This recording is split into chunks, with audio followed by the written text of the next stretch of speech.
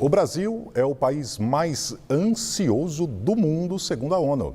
Mas a notícia que realmente preocupa é que, pela primeira vez, crianças e adolescentes aparecem em primeiro lugar nesse ranking. A repórter Sabrina Pires foi atrás de respostas sobre como lidar com essa questão. Um filme divertido ajuda a explicar o que muita gente está sentindo por aí. Oiê! Só a ansiedade. Onde eu ponho isso? Uma nova emoção! Ai, desculpa, a gente queria tanto criar uma boa impressão. O medo, ele é uma emoção natural, todos nós sentimos e está associado à nossa sobrevivência, né? Então, o medo é uma emoção. A gente consegue identificar quando a gente está com medo. Nosso coração dispara, a gente treme, né? A gente fica mais ofegante e ela tem uma curta duração. E a ansiedade, ela é um sentimento. Sentimentos geralmente são mais duradouros e tem a ver com a interpretação que a gente faz daquela emoção. Ok, ansiedade é um sentimento natural, todo mundo tem. Pode até ser positivo, ser um estímulo, a preparação para algo importante, uma prova, por exemplo. Mas na escola, o comportamento ansioso dos alunos preocupa professores. Eles não têm mais aquele contato que eles têm com os pares, né? Eles não gostam mais de conversar, de brincar, de estar junto. Eles preferem mais ficar num canto isolado e isso leva à agressividade. É o distanciamento social, é o que acontece aqui na escola. Renata leciona há mais de 30 anos e conta que a mudança brusca no comportamento dos estudantes chega a assustar.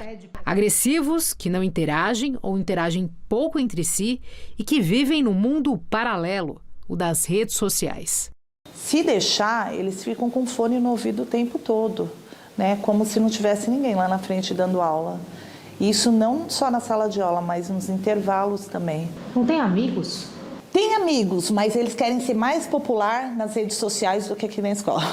Pela primeira vez na história, os registros de ansiedade entre crianças e jovens superam os de adultos. Esse foi o resultado de uma análise do jornal Folha de São Paulo a partir de dados do SUS entre 2013 e 2023.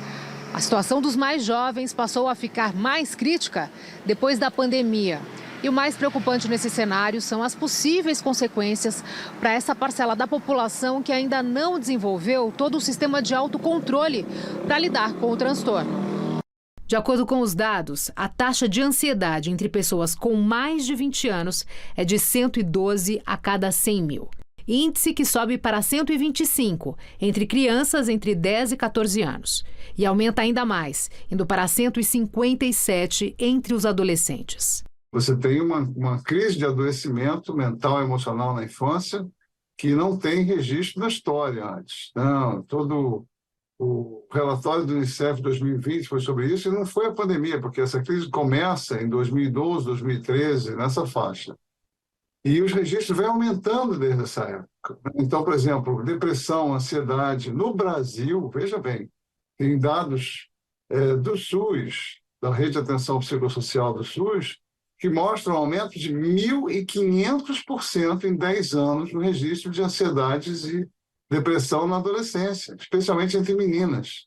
Não há uma causa única, dizem os especialistas, mas as mudanças sociais na última década, e não só no Brasil, dão uma boa pista. O uso excessivo das telas, em especial redes sociais e jogos, mudou a forma de se relacionar e talvez seja o elemento acelerador de transtornos mentais como a ansiedade. Não é só por isso, explica a psicóloga, mas o fato é que o comportamento que se tem visto em consultório são crianças e adolescentes que se isolam por ruminarem pensamentos catastróficos, sempre numa perspectiva negativa. É como se a criança ansiosa ela utilizasse um óculos para enxergar a realidade. Ela enxerga tudo como muito perigoso, como tudo vai dar errado. Então, a ideia do terapeuta cognitivo comportamental é tirar esse óculos e fazer com que ele enxergue a realidade. Olha, nem tudo é como você pensa que é. A gente vai trabalhar muito nessa perspectiva. E aí, se for muito intenso, tiver muito prejuízo, a medicação também é associada. Então, o tratamento envolve o psicólogo e, às vezes, também o psiquiatra.